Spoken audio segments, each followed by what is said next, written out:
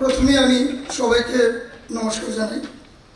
আজকের এই মহতি অনুষ্ঠানে মঞ্চাসীন অনুষ্ঠানের সম্মানিত উদ্বোধক তথা প্রধান অতিথি আমাদের আদরণীয় এবং শ্রদ্ধেয় প্রফেসর ডক্টর মানিক শাহ মহোদয়, উপস্থিত আছেন আমাদের দপ্তরের মাননীয় মন্ত্রী শ্রী শুক্লাচরণ নোয়াতিয়া মহোদয়, উপস্থিত আছেন মাইনরিটি কর্পোরেশনের মাননীয় চেয়ারম্যান মোহাম্মদ জসিমউদ্দিন সাহেব মহাশয়, উপস্থিত সম্মানিত চেয়ারম্যান ত্রিপুরা ওয়াকফ বোর্ড, সম্মানিত চেয়ারম্যান ত্রিপুরা রাজ্য হজ কমিটি, এবং উপস্থিত আছেন আমাদের সকলের শ্রদ্ধেয় আদরণীয় শ্রী বিলাল মিয়া এক্স মিনিস্টার মহোদয়, সুধী সজ্জন মণ্ডলী, সংখ্যালঘু শ্রেণীর বিভিন্ন জনগোষ্ঠীর প্রতিনিধি এবং বুদ্ধিজীবীগণ, এখানে মুসলিম, বৌদ্ধ, শিখ, খ্রিস্টান প্রতিনিধিরা আছেন। আমি সকলকে এখানে স্বাগত জানাচ্ছি। আমার সহকর্মীগণ, এখানে ছোট ছোট ছাত্রছাত্রী ভাই বোনেরা আছেন, তাদেরও আমি আমার দপ্তরের তরফ থেকে এবং আমার নিজের পক্ষ থেকে তাদেরকে স্বাগত জানাচ্ছি। সাংবাদিক ভাই বোনেরা আছেন, উপস্থিত সকলকে আমার এবং আমার দপ্তরের পক্ষ থেকে আবারও বিশেষভাবে ধন্যবাদ জানাই। সবাই এখানে তাদের অমূল্য সময় দিয়ে এখানে উপস্থিত হয়েছে। আজকের এই অনুষ্ঠান, এখানে আমরা গত 2025 সনে মুখ্যমন্ত্রী সংখ্যালঘু উন্নয়ন প্রকল্প উদ্বোধন করেছিলাম, চালু করেছিলাম। এর মাধ্যমে 1500 জন বেকার সংখ্যালঘুভুক্ত ভাই বোনকে 10,000 টাকা করে দেওয়ার একটা বিধান আছে এবং পেশাগত উন্নতির লক্ষ্যে আমরা এ ব্যাপারে চেষ্টা করি। এবছর 2026 সনের ত্রিপুরা সরকার এবং সংখ্যালঘু কল্যাণ দপ্তরের মাধ্যমে আমরা আজকে এই কাজটা আমরা শুরু করছি এবং আশা করি আগামী অগাস্ট মাসের মধ্যে সকলের হাতে এই যে আর্থিক সাহায্যটা পৌঁছে দিয়ে আমরা তাদের যে উন্নয়ন, সেই উন্নয়নটা আমরা নিশ্চিত করার চেষ্টা করব। অ্যাকচুয়ালি একটা বৃহৎ জনগোষ্ঠীর আর্থসামাজিক উন্নয়নে এ প্রকল্প গত বছরও আমরা দেখেছি। নিশ্চিতভাবে এটা একটা মাইলস্টোন। মাননীয় মুখ্যমন্ত্রীর হাত দিয়ে এবছরের এই উদ্যোগটা আজ শুরু হবে। এখানে আমরা আজ কিছু সংখ্যক আমাদের মাইনরিটি কর্পোরেশন থেকে কিছু সংখ্যক বেকার ভাই বোনের হাতে আমরা ঋণ তুলে দেব। আমরা আমাদের যে কেন্দ্রীয় কর্পোরেশন আছে, সেই কর্পোরেশন থেকে আমরা 2টি কিস্তিতে আমরা 60 লক্ষ টাকা এবং 2,89,00,000 টাকা আমরা পেয়েছি এবং আমরা ধাপে ধাপে সেই ঋণ বিতরণের চেষ্টা করছি। দীর্ঘ 3-4 বছর আমরা কোনো রকম ঋণ পাইনি। এবছর আমরা পরপর 2বার ঋণ পেয়েছি। আমাদের মাননীয় মুখ্যমন্ত্রী, আমাদের মুখ্য সচিব এ ব্যাপারে আমাদেরকে সাহায্য করেছেন। তাদের সহায়তায়, ত্রিপুরা সরকারের সহায়তায় আমরা এই ঋণ পেয়েছি। আজকে এখানে মাননীয় মুখ্যমন্ত্রীর হাত ধরে মোট 28 জন সুবিধাভোগীকে আমরা প্রথম পর্যায়ে লোন দিচ্ছি। বিগত বছরের যে লোন পাওয়া যায়নি, সেজন্য অনেক বেকার যুবক যুবতীরা আগ্রহান্বিত ছিল, তাদের সে আগ্রহ আজ সফল হবে।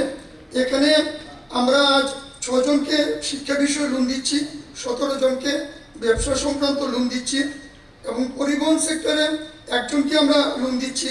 মোট 28 জন লোন, বিগত 4টা ইনস্টলমেন্টের যে লোন, সেই লোন নিয়ে 28 জন লোন পাবে। এখানে আমরা 64,93,000 টাকা লোন সামগ্রী আমরা দিচ্ছি। এখানে আমাদের কাছে আরও আবেদন আছে। আমরা টেকনিক্যাল বিষয়ে অসম্পূর্ণতা কাটিয়ে খুব শীঘ্রই দ্বিতীয় পর্যায়ে আমরা এই লোনগুলি দেব। এখানে কাগজপত্রে কিছু সমস্যা আছে, সেই জন্য সবাইকে আমরা এখানে লোন দিতে পারছি না। আগামী 10-15 দিনের মধ্যে আমরা আবার লোন দেওয়ার কাজ আমরা সম্পন্ন করব। আমি এখানে একটা বিষয় উল্লেখ করতে চাই। আমাদের যে কেন্দ্রীয় কর্পোরেশন, তারা আমাদের এই রাজ্য স্তরের কর্পোরেশনকে 3% সুদে লোন দিচ্ছে। আমরা 6% সুদে এই লোন বিতরণ করছি। আর ছাত্রছাত্রীদের ক্ষেত্রে, শিক্ষার ক্ষেত্রে যে লোন দেওয়া হয়, সেটা 3% সুদেই আমরা লোনটা আমাদের যারা ছাত্রছাত্রী আছেন তাদেরকে আমরা দিচ্ছি। আমি এখানে আমাদের দপ্তরের আরও কিছু কথা বলতে চাই। আজকের এই অনুষ্ঠানে ত্রিপুরা হজযাত্রা 2026 নিয়ে আমরা ছোট একটা ভিডিও ফিল্ম তৈরি করেছি, সেটা আপনারা উপভোগ করবেন। মাননীয় মুখ্যমন্ত্রীর হাত ধরে এটা আজ আমরা মানে প্রদর্শন করার সুযোগ পেয়েছি আমরা। এবং হাজিদের পক্ষ থেকে, যারা হাজি ছিলেন তাদের পক্ষ থেকে, তারা ত্রিপুরা সরকার এবং মাননীয় মুখ্যমন্ত্রীকে ওনারা বিশেষভাবে কৃতজ্ঞতা জ্ঞাপনের একটা ছোট্ট অনুষ্ঠান এখানে আছে। আমি আশা করি এই অনুষ্ঠান আপনারা সবাই উপভোগ করবেন। আমি এখানে আরো কয়েকটি কথা বলতে চাই। গত বছরে ত্রিপুরা থেকে 74 জন হাজি পবিত্র হজ করেছেন। এবছরও যে আপনার আবেদনপত্র মানে ফিল আপ করার সময় শেষ হয়ে গেছে, সবটাই অনলাইনে হয়। 83টা আবেদনপত্র আমরা গ্রহণ করেছি। তার মধ্যে 65 জন পুরুষ, 20 জন মহিলা আছেন। ওমেন এম্পাওয়ারমেন্টের ক্ষেত্রে এই যে 20 জন মহিলা যারা হাজি হওয়ার জন্য, এই পূর্ণ কাজ করার জন্য এগিয়ে এসেছেন, সেটা ওমেন এম্পাওয়ারমেন্টের একটা প্রদর্শন। আমরা আমাদের যে জনগোষ্ঠী, বিশাল জনগোষ্ঠী, সেখানে আমরা ভালো সাফল্য আসছে, শিক্ষা দীক্ষায় উন্নতি হচ্ছে, সেরকম একটা ধারণা আমরা পোষণ করতেই পারি। সরকারের সহযোগিতায় এর প্রস্তুতি পর্ব আমরা এখন চালিয়ে যাচ্ছি। আমরা ত্রিপুরা ওয়াকফ বোর্ড আছে আমাদের এই দপ্তরে, সেই ওয়াকফ বোর্ডের মাধ্যমে আমাদের যে পবিত্র জায়গাগুলি, সেগুলি যথাযথ সুরক্ষা এবং অধিকার আমরা সুনিশ্চিত করছি। এবং এগুলি যে রেজিস্ট্রেশন, সেটা আমরা সঠিক সময়ে, খুব মানে ত্রিপুরা একটা উল্লেখযোগ্যভাবে সঠিক সময়ে এই কাজটা আমরা শেষ করেছিলাম। তো সেই ব্যাপারে ত্রিপুরা গণ্য একটা ভূমিকা নিয়েছিল। এছাড়াও দপ্তর বিভিন্ন বৃত্তি প্রদান করে, প্রাক প্রাথমিক বৃত্তি, মাধ্যমিকগত বৃত্তি, বিভিন্ন উৎসাহমূলক বৃত্তি প্রদান করে থাকে। মৌলানা আবুল কালাম আজাদ স্মৃতি মেধা পুরস্কার দিয়ে থাকি আমরা। তারপর বেগম রোকেয়া স্বর্ণপদক দিয়ে থাকি। এককালীন আর্থিক সহায়তা করি, যেখানে 1 লক্ষ টাকা পায়, 50,000 করে 2 বছরে আমরা সেই পুরস্কার আমরা দিই। এখন পর্যন্ত এই এককালীন আর্থিক সহায়তায় এটা শুরু হওয়ার পর থেকে 2712 জন ছাত্রছাত্রী এ ব্যাপারে উপকৃত হয়েছে। নিউক্লিয়াস বাজেট থেকেও আমরা রোগীদেরকে সহায়তা জারি রেখেছি। আমাদের যে এই সংখ্যালঘু কল্যাণ দপ্তর, সেই কল্যাণ দপ্তরে একটা কেন্দ্রীয় প্রকল্প আমরা ইমপ্লিমেন্ট করছি। এটাকে প্রধানমন্ত্রী জনবিকাশ কার্যক্রম বা সংক্ষেপে PMGBকে বলা হয়। সেখানে গত যে আগে এটার নাম ছিল NHDP এবং PMGBকে মিলে আমরা 28,484টি ইউনিট আমাদের স্যাংশন হয়েছিল। এবং আমরা দেখেছি 7টি প্রকল্প আমরা বাতিল করেছিলাম, এবং বাতিল করার পর 28,416টি কাজ সম্পূর্ণ হয়েছে। একটা কাজ আমাদের অসম্পূর্ণ রয়েছে। আমরা আমাদের ফিনান্স দপ্তরের সঙ্গে কথা বলে এই কাজটা সম্পূর্ণ করার ব্যাপারে কেন্দ্রীয় মন্ত্রক আমাদেরকে যেভাবে আদেশ করেছে, আমরা সেভাবে চেষ্টা চালিয়ে যাচ্ছি। আশা করি এই প্রজেক্টও আমরা শেষ করতে পারবো।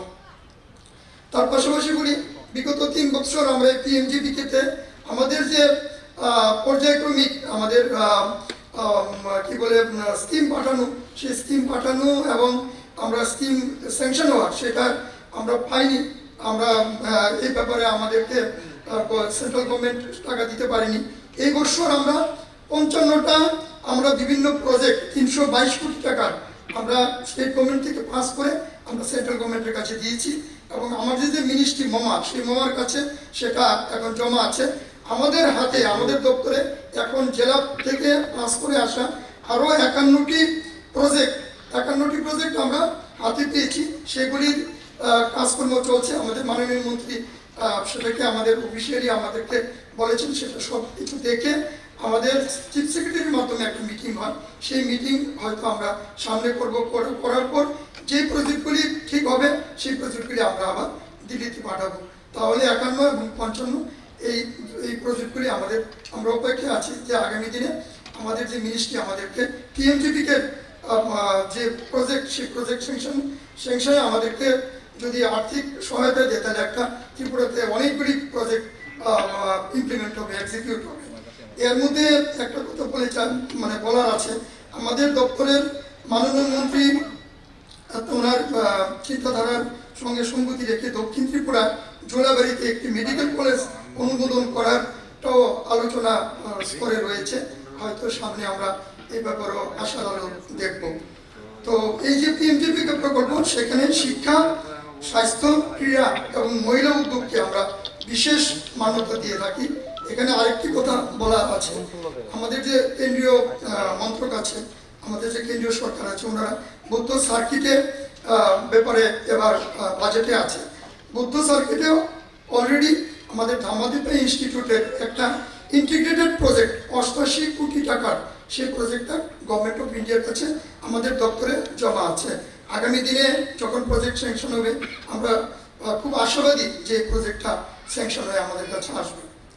আমাদের আরেকটা পিএম বিকাশ নামে একটা প্রকল্প আছে আমাদের কাছে। আমরা ডাইরেক্টলি এই কাজটা করি না, আমাদের কাছে এখন দুটো প্রস্তাব এসেছে। সেই প্রস্তাব আমরা সেন্ট্রাল গভর্নমেন্টের কাছে পাঠাবো। সেন্ট্রাল গভর্নমেন্ট আমাদের মাধ্যমেও এই প্রস্তাবটা মানে আমাদের যে বেকার যুবক যুবতী আছে তাদেরকে স্বনির্ভর করার, স্কিল ডেভেলপমেন্ট করার কাজটা করাতে পারে, অথবা তাদের যে নির্দেশ থাকবে সেই নির্দেশ অনুযায়ী আমরা এগিয়ে যাব। এইভাবে আমরা আমাদের যে বেকার যুবক যুবতী আছে তাদেরকে আমরা সাহায্য করার চেষ্টা করছি। আমাদের হজ ভবন আছে, মৌলানা আবুল কালাম আজাদ পান্থনিবাস আছে, হজ ভবনে একটা পান্থনিবাস আছে, সেখানে স্বল্প ব্যয়ে আবাসনের ব্যবস্থা আছে এবং এটা দপ্তরের একটা সফলতম উদ্যোগ, একটা মাইলস্টোন। ছেলেদের থাকার জন্য নজরুল ছাত্রাবাস আছে, নতুনভাবে এর কাঠামো তৈরি হচ্ছে। এইভাবে আমাদের দপ্তর আমরা বিভিন্ন কাজকর্ম করে আমরা এগিয়ে যাওয়ার চেষ্টা করছি। আমরা বলতে চাই, আমরা এভাবেই সবকা সাথ সবকা বিকাশ সবকা বিশ্বাসের উপর দাঁড়িয়ে আমরা সকলের উন্নয়নে ব্রতী হয়েছি, আমরা চলছি। রাজ্য সরকারের মাননীয় মুখ্যমন্ত্রীকে এ ব্যাপারে উৎসাহ প্রদানের জন্য আমরা ধন্যবাদ জানাই। উনি ওনার সমূল্য সময় নষ্ট করে আমাদের সঙ্গে এসেছেন, আমাদেরকে অনেক কিছু বার্তা দিলেন উনি। এবং আজকে এখানে অন্যরা যারা আছেন, সকল উপস্থিত অতিথি সুধী সজ্জন মন্ডলীদেরকে আমি আবারও আমার তরফ থেকে ধন্যবাদ জানিয়ে আমি আমার বক্তব্য শেষ করছি। নমস্কার।